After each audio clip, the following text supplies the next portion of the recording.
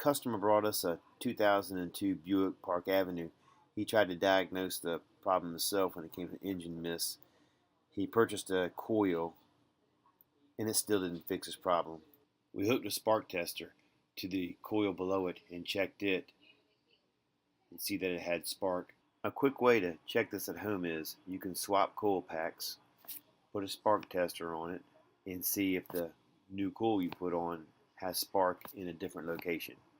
Once we swapped the coils, we tested the old coil where the new one was and see there's no spark.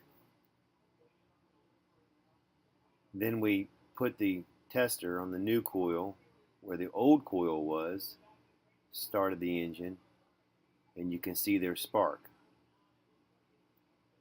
Because both coil packs tested okay, the only thing it could be would be an ignition module. We replaced the module, checked for spark, and all is good.